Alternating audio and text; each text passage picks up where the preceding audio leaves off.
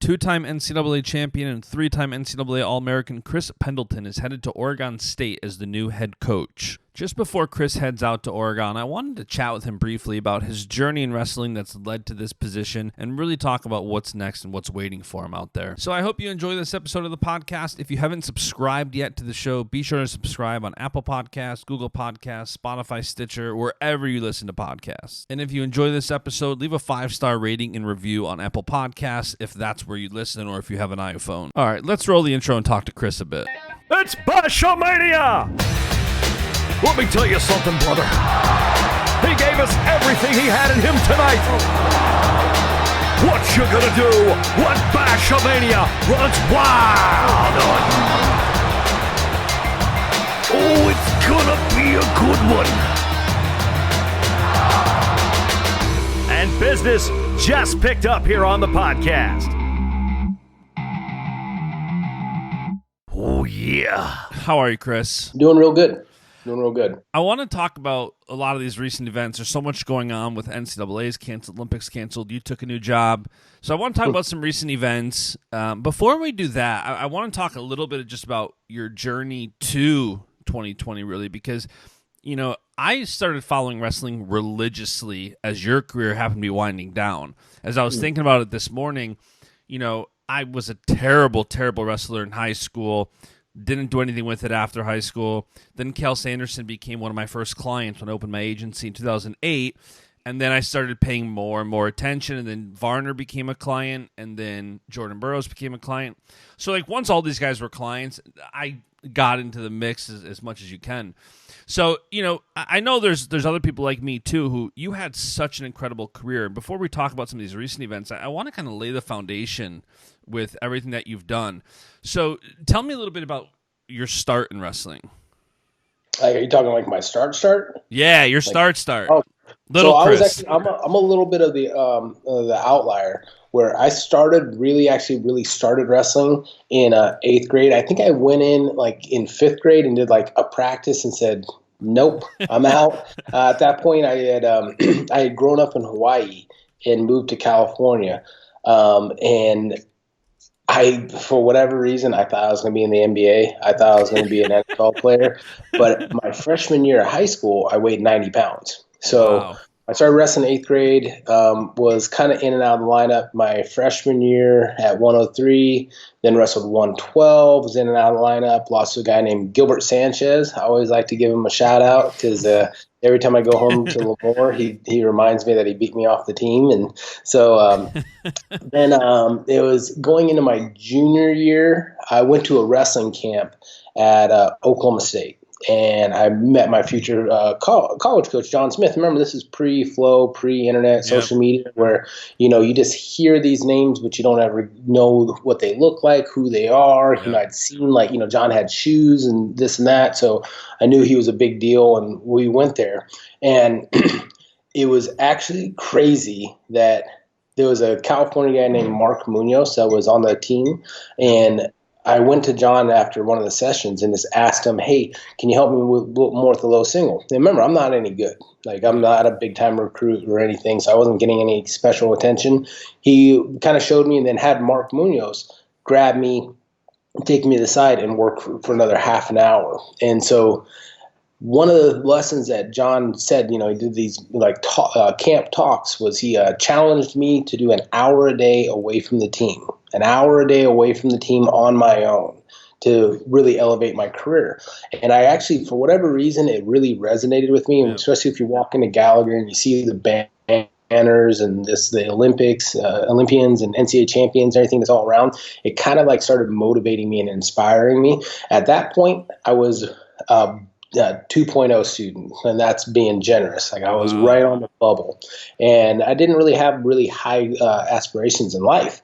And so I came back, and I remember I just basically did kind of like half an hour a day doing stance and motion in the backyard, running.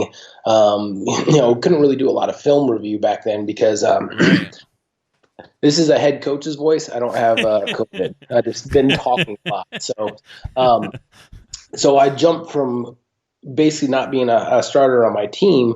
So I took 4th place in the state my junior year, and that was at 130. And that really just like lit something in me where I was like, I started figuring out the extra work actually correlated to the results. I started making around like a 3.0 and everything. And I really just said, okay, I bought into it. I started doing an hour a day. I started kind of being a little bit, getting that crazy mindset of just going and doing extra and extra. So my senior year, I went into the state tournament. I didn't have one recruiting offer from anyone, not even Oklahoma State. And I knew I was getting better. I actually knew it. And we went to this Reno Tournament of Champions.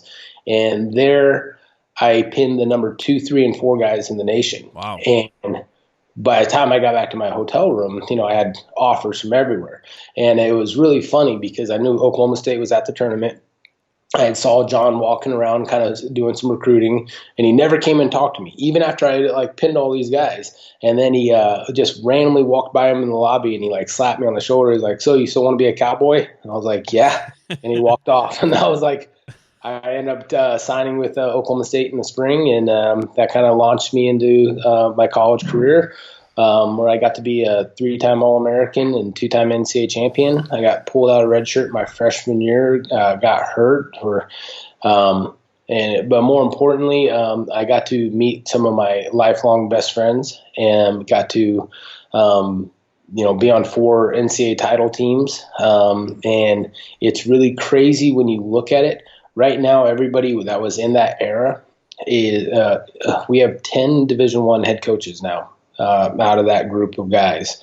We have group chats. We are extremely close. We vacation together. That, more than anything, probably as I've gotten older, has meant the world to me. Literally, Those guys helped me get the Oregon State job.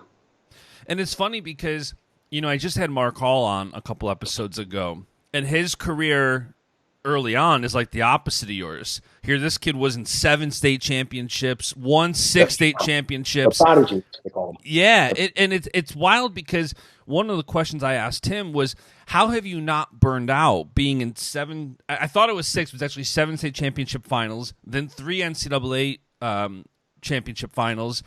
And it's funny because I was thinking about it just before I called you, that you got to be in a smaller group of people that won more NCAA championships than state championships. You get a lot of these guys who it's kind of the reverse.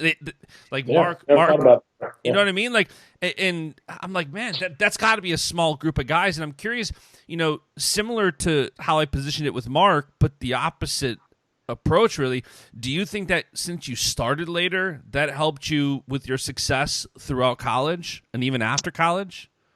Burnout is actually a very real thing. I think that because now that Mark's not a student athlete, I can talk about him. I know his mom and dad.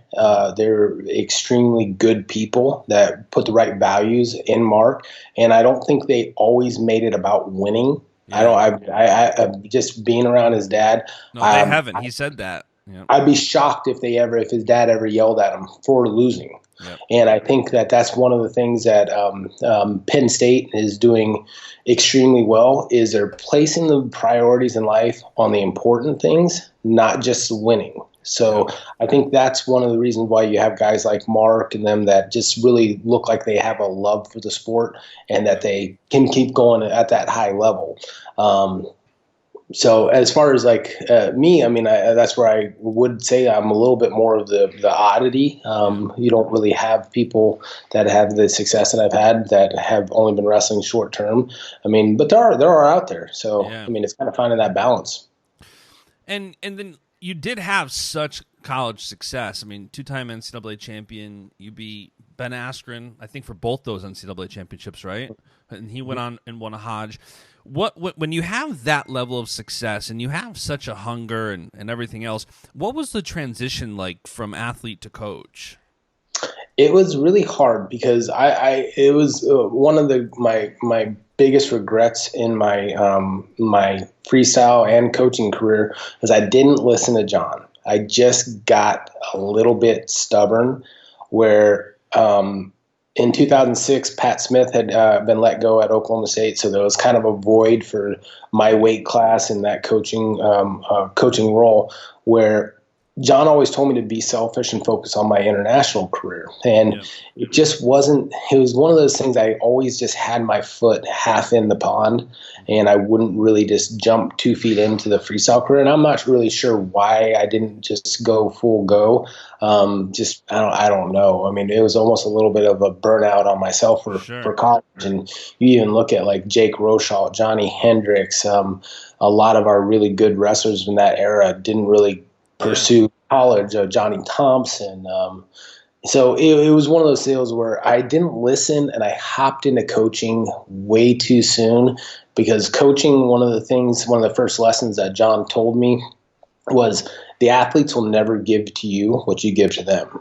And that's not a bad thing, because an athlete's job is to be selfish, and a coach's job is to be unselfish and to give and give and give. And athletes can take. And when you're trying to balance your competitive career and your coaching career, it gets a little bit murky, where there'd be times like I'd be having a tournament coming up and I'm sitting there drilling and working my areas, and all of a sudden I just notice somebody over there is struggling. So then I'm like, okay, hold on, let me go over, help fix this. And then I come back, and then somebody else asks me a question, I'm helping there. Where then 60% of my workout is me and 40% of it is the other athletes. So that's where I really wish I could have had a redo button on that, and kind of just focus just strictly on my freestyle career. And it takes a lot of self-awareness. Like, I know that when Cal and I became friends, when he became a client, he had said, kind of similarly, which is like, I got to be all in. I don't want to serve two masters. I can't coach and I can't compete at the same time. And for me right now, I have the ideal coaching position. And I know Burroughs told me kind of the opposite. He was trying to coach for a little bit in Nebraska, and he's like, I can't give these teammates of mine everything I have when I'm trying to give everything I have to the Olympic dream. And by the way, the dorm is still apparently open according to Oregon State, which I give them a lot of credit. They already have your bio up on their website, but it says you're still competing on the freestyle scene. Yeah, I'm gonna have to change that one. I'm fully retired, so they must think the door's open. I get an itch every once in a while. Like, I really wish I could just do one more match, because I got hurt on my last match, and it just always put a sour taste in my mouth. And one of the things I do is I got it from a friend. He told me every year, like, to give yourself a fitness goal once I was done competing. That was a couple years ago. My Uncle Matt had passed, and he was a big weightlifter, so I had set a goal to lift 400 pounds, bench press 400 pounds one time. And so I spent the year doing that, liked how I looked and all that. But last year I decided I wanted to weigh under 200 pounds again. And I hadn't weighed under 200 pounds since 2008, 2009. So literally, I told everybody that I was doing this. Yeah. And it was one of those deals, like, it was New Year's Eve, and I was 3 pounds over, and I was coming into that afternoon practice, and I was all sucked down, hurting. I'm putting on my sweats and sweatshirt, and everybody was laughing because, like, Zahid and them knew I was cutting weight. Yeah, and somebody told Zeke, and he was like, he said something about, made a joke to me about cutting weight, and I was so cranky and tired. I was like, I can always lose weight. You can't get taller. But it was like, once I got under 200 pounds, I'm like, looking, I was like, yeah, man, maybe I will give it another go. And then I went at 20-minute grind matches. He was like, nah, I'm good. I'm retired. All set with that. And so now that you are, coaching full time, I'm curious, a couple different angles on that. One is being a part of three NCAA championship teams. What did you take away from that, from a standpoint of what you're now able to use that from as a coach? It's a good question. One of the things is I've honestly taken a lot of the lessons from my coaches on those times. I mean, those teams, we had everything. I remember fine tuning the high level athletes, building the psych, dealing with injury. Jake Rochalt tore his ACL, PCL, and MCL on mid-February against John Trends in Lehigh, and literally went into the NCAA tournament without barely wrestling and won an NCAA title. And then on the flip side, you had two young studs in Coleman Scott and Nathan Morgan. I think Coleman lost his first 3 or 4 matches, but he had Nick Simmons, Sam Hayeswinkle, Kyle Ott. I mean, and so just listening to how the coaches help those guys, and I was fortunate that I was like the team captain, so I got to like John kind of like told me like things like to say to guys and like, hey, this is push this guy, don't get back off this guy. So it was a lot of those lessons that that has helped me in my coaching career now. And it's funny because like I know I feel like I'm stealing a lot of knowledge all the time. But I'm like saying, hey man, Pat Smith told me this. Hey, Mark Branch told me that. Yeah. Hey, used to say this. This year. This year alone, I remember we had that book Cowboy Up that was written about that final year, that 2005, when we had 5 NCAA champions, and we had a couple guys that had taken some bad losses, and it was funny because I sat down and reread that book, just hearing the messages that were taught, and I was like, oh yeah. And so I actually would like send that book, like little links to the book out to guys, like, hey, read this. So you're not rewriting history, buddy. Everything that's basically could be done in NCAA is basically been done. I was like, all you're doing is you're rediscovering. And so I always tell people all the time, like, if you're going to climb Mount Everest, you're not just going to show up there and just start walking. Right. You're going to ask questions. You're going to find somebody that's done it and then figure out how they did it. Yep. And I'm curious for one more kind of athlete-coach crossover. I've learned the importance over the last decade of managing expectations, both personally and then professionally running a company. I'm curious how you've managed your own expectations, both as an athlete and as a coach. It's interesting because some guys, it sounds like you're going to be the opposite of this. Some guys have such insane success through high school. They walk into college and say, I'm going to be an undefeated 4-time national champ. That's my goal. That's my expectation, whatever. But with you getting started later and having success later, how did you manage your expectations, and then how did you carry that over into when you started coaching? So when I came in, I did have those expectations. I because I got the right values instilled in me. Yep. That it didn't matter. Like I remember I walked into the Oklahoma State room. I was number 5 or 6 on the depth chart. And I remember looking at the depth chart being like, all right, I got to start knocking some of these guys off. Yeah. And it was one of those things like where it wasn't – that was one of the things that like when you go to a program like Oklahoma State, you go in that room, you are held to a higher standard right out the gate. And if you're one of those people that aren't living that lifestyle and aren't having those high expectations, you're probably not going to last. Then that's just the honest truth to it. And when I started coaching at Oklahoma State, it was already, you had all these like high expectations. And the biggest thing is when I went to Wyoming is where you're not having these 5-star recruits coming in and, a guy like Mark Hall where you're just like, working on these little small things. And not to dismiss Mark, but he's talking about him being a prodigy. Yeah. Where I had guys I had a guy, Alfonso Hernandez, a 1-time state champion from Blackfoot, Idaho, ended up being a 2 or 3-time NCAA All-American. How do I develop those guys? How do I get them to shift their thinking from the way they think now to the way I used to think as an athlete? How do I motivate, inspire, and just get them to flip the switch? And it really was helpful on just my development part of it.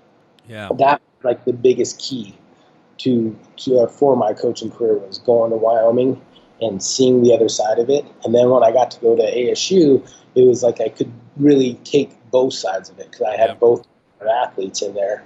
And, and then now what I've learned from ASU, I get to apply at Oregon State, where now I know that your culture is your most important thing that you can have. It's kind of a hot topic word, so I think it gets lost into it. Yeah. But culture was already established at Oklahoma State.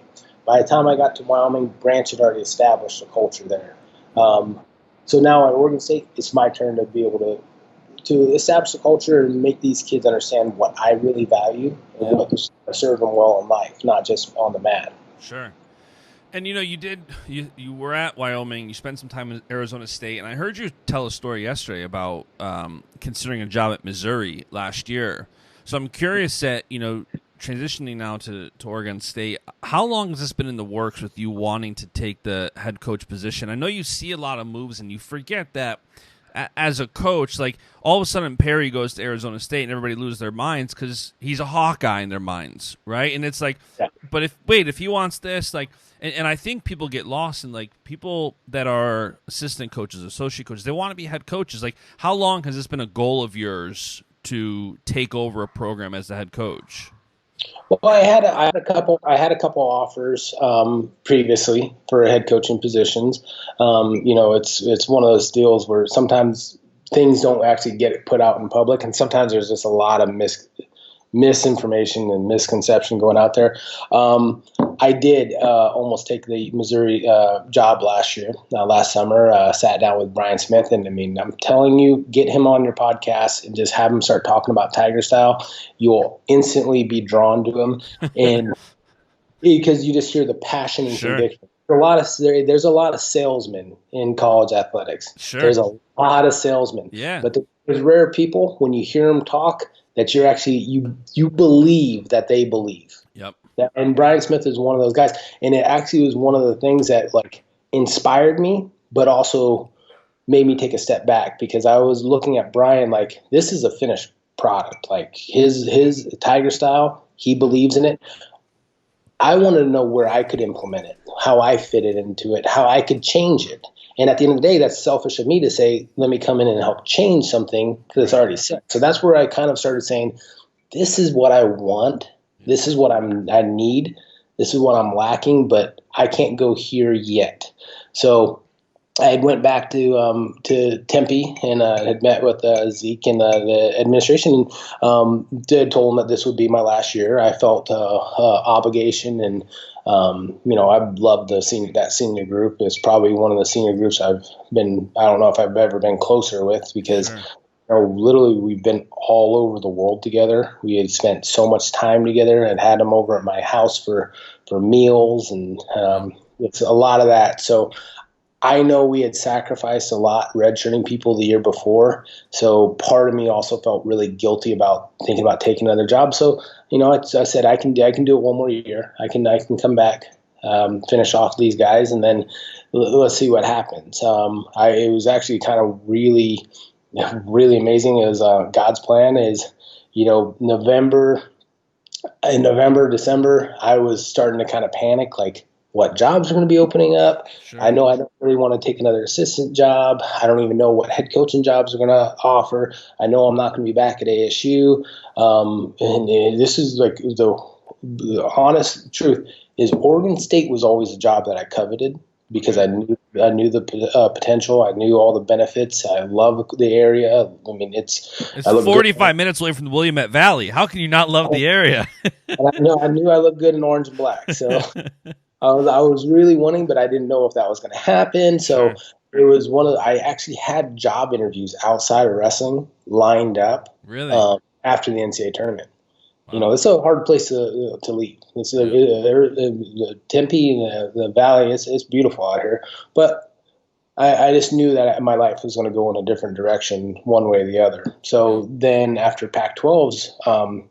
The job opening got announced, and then I was like, oh, man, that would be awesome. And it was like an hour later, I just pulled up my email, and I had an email from Oregon State, and we exchanged phone calls. I was supposed to meet with them at the NCAA tournament, go out to breakfast and sit down, and, obviously at the COVID situation, and then just how life goes. I wake up one morning and I'm the head coach at Oregon State University. So it's been a very crazy time.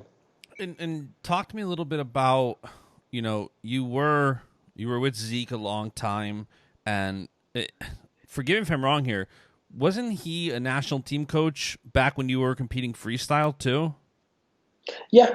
No, he was a national team coach. He was most of the majority of my career was KJ.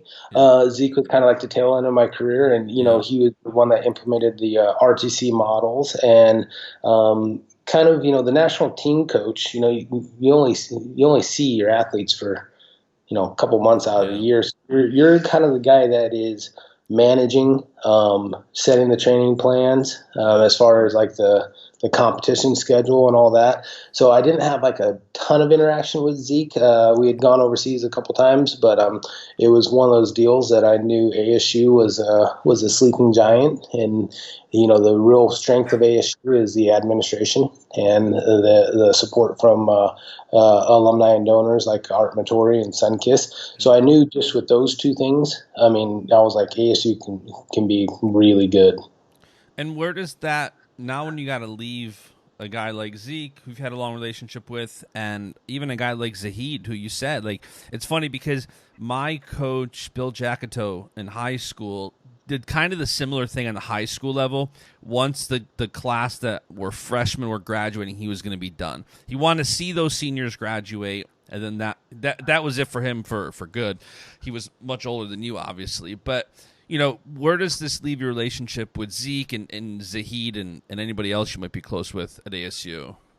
Yeah, I've talked to all the athletes and everything, and they've been just so supportive and everything. And I don't foresee anybody coming with me. It is one of those deals where I did put 6 years of my life helping build something up, and just because I left, that it doesn't mean that they have to leave. Sure. That's their decision, and whatever they decide, I don't really want to comment too much more on that. Sure. And then our Zeke, he's still the head coach at Arizona State. I'm the head coach at Oregon State. So, we're really going to work on revitalizing wrestling in the West, making it exciting. Last thing that he told me was, I'm going to find out how good of a coach I am without him, and I'm excited about that. Yeah, I would be too. I mean, your athletes, you can see. I listened to a couple interviews before we got on here, and I listened to you after NCAA's last year talk about Zahid and how he was one of the hardest workers you had ever seen. You've seen him train harder than anybody else and train harder in life, and you can tell the relationships you have. Does that kind of inspire you to create something like that of your own at Oregon State? No, not Really? at all. No. My focus is going to be on culture and character. That's my priority. Zahid came to ASU finished product. His dad is one of the best high school coaches in the world. And there's no arguing that between both the brothers, Pico, Kate Olivas. He puts out amazing kids. And so what I'm focusing on is just the culture. Okay, you can get the best kid in the world. If your culture isn't there, that kid's going to suffer. So that's my priority right now. And luckily with the COVID situation that's what I can focus on. I'm focusing on the health and wellness of the athletes, and I'm focused on the development of the culture. And they're understanding it. And I think they say attitude is a reflection of leadership. Yep. Right. So when you see problems in a program, you can look at football, basketball, wherever you see problems in the program, look toward the leadership and look towards how your attitude is toward those problems. So I'm right now making sure that my guys at Oregon State understand where my priorities are, what I value, and what I'm going to really develop.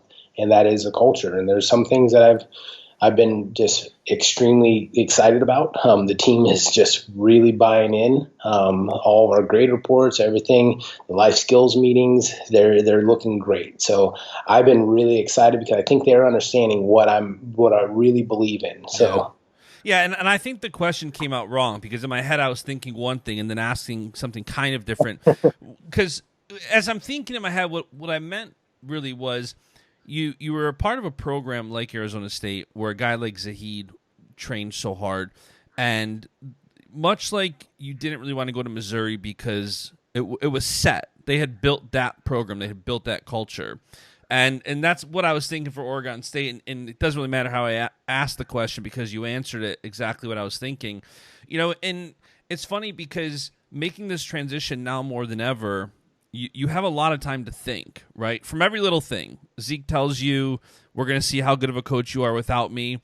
You're moving, but you can't really move yet, right? You're still in Arizona. Like and with this whole COVID-19 outbreak, like how has everything that's happening changed your perspective and how you're going about this transition? It's made me slow down. It really has made me slow down. I the last couple of years, like it's my instinct is like when something happens, like to jump, like react. Kid comes in the transport, boom, going. It's really making me evaluate what I want my program, who I want. Yeah.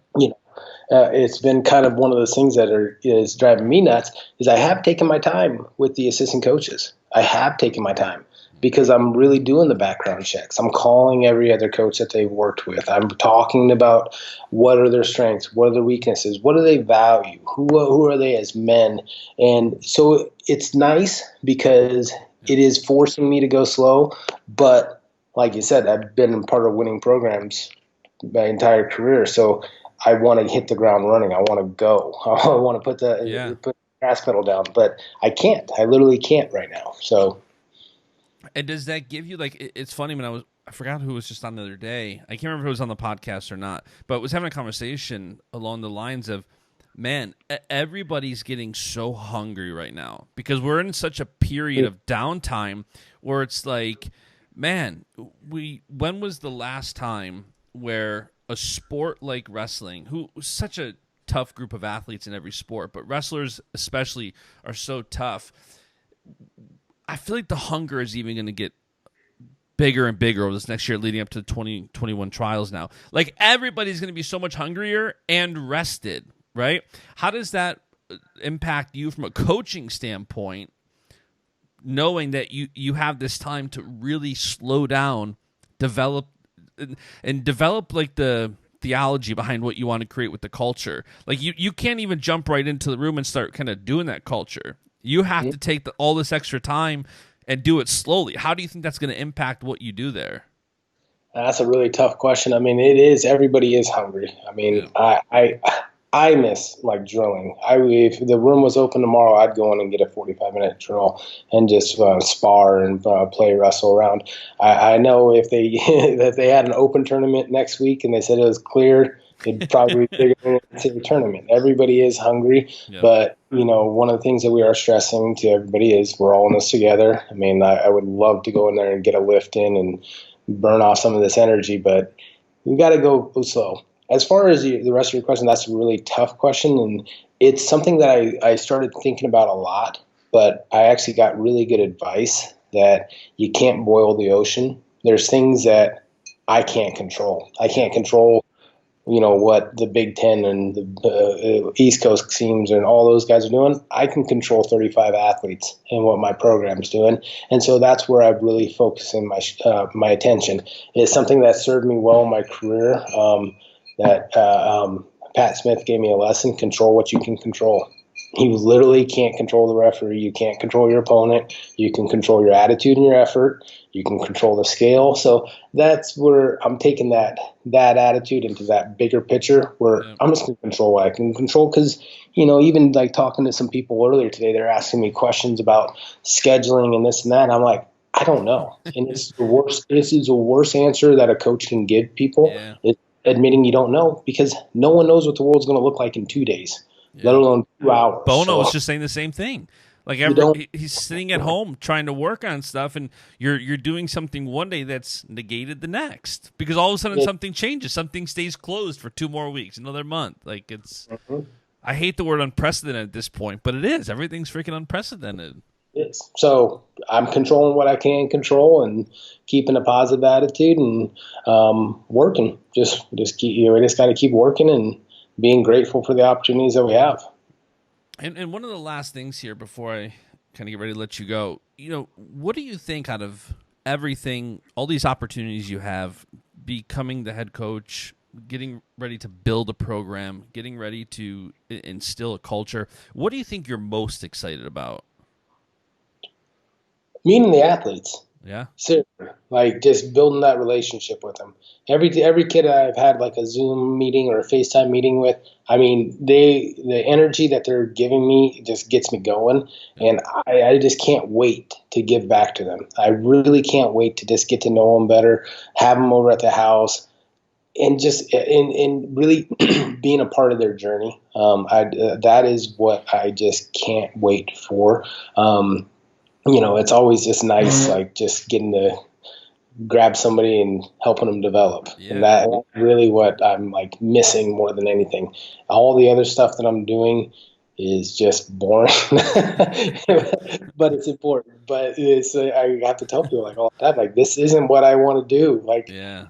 I go in there and I want to like be able to break down some stuff and do all that. But then on the flip side of that, then I'd be a hypocrite, because at the end of the day, your wrestling life is not that long. It's not going to shape the rest of your life. So we're prioritizing the right things right now. And it also gives me, it's the silver lining is this has really opened everybody's eyes athletically to everything can be taken like that from you. Yeah. And right now, everything's taken from everybody as far as athletically. We do have to have like a sense of gratitude for what we do. I've said it a couple times to some people is, wrestling isn't just your springboard to a higher education. You can work at Starbucks and still go to school. You can do a lot of other things and still have a good life. This is just a cherry on top, which is why we should have that gratitude.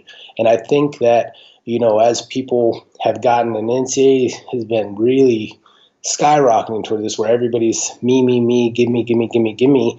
Well, now we can't wrestle. Now is it really that important? Yeah. Is a shoe contract that important? Is your name, likeness, and image that important when we can't even go step on the mat right now? Yeah. So it has made me, I think not just me, has made everybody sit back and say, I just miss wrestling. I want to go out there. I just want to wrestle, and I can't do it right now. So that is a silver lining of it, that is making, the important stuff come back to the forefront. And when you talk about the Oregon State room specifically, in the Oregon State campus, you're no stranger to Oregon State. Off and on, I've been going to Corvallis since 1999. So Oklahoma State, we used to wrestle Oregon and Oregon State, even at Wyoming, home and homes, ASU, it's in our conference. So I had always been there, but I will admit, after I got the job, we started looking for houses and everything. And then I was like, all right, want to just fly out there real quick? So I just hopped on a flight, went out there, saw some neighborhoods, saw what I could see. It was one of those deals where, like, when I went to it with the town, I was like, man, because Arizona's people are following the COVID, but it wasn't like people were really following the COVID. When I landed in Portland, I was like, it looked like an apocalypse town. I was like, this is actually kind of creepy. So yeah, I can imagine. But then next week move up there. So you got a house now? You're ready to go? Yeah, just a temporary rental. Why just take my time? I mean, that's the name of the game right now. We all have a lot of free time on our hands, so I'm gonna find somewhere that I like and put my roots down. Look, you might as well get a couple extra bedrooms, because being a wine guy, the Willamette Valley right there, I'm gonna be making a few trips out there to kind of hang out. And I had no idea.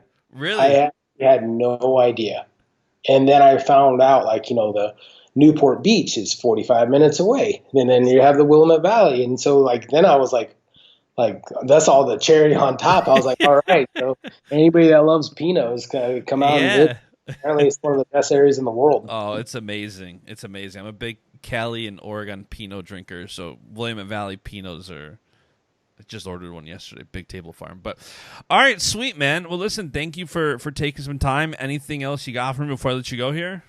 No, that's it. Thank you for having me on. Awesome, man. I'm sure you'll be coming back on soon and giving more updates on the program and everything you're up to. Yeah, for sure. And that is it for today's episode. Thank you so much for tuning in. I hope you enjoyed this conversation as much as I did. If you did enjoy this episode of the podcast, be sure to leave a 5-star rating review on Apple Podcasts, and be sure to subscribe so you don't miss out on more episodes. For more wrestling content, be sure to follow Baschamania on Facebook, Twitter, and Instagram, and follow me. I'm at JBash on Instagram and at JustinJBash on Twitter. I'll be back with another episode shortly. See ya. And the beat goes on.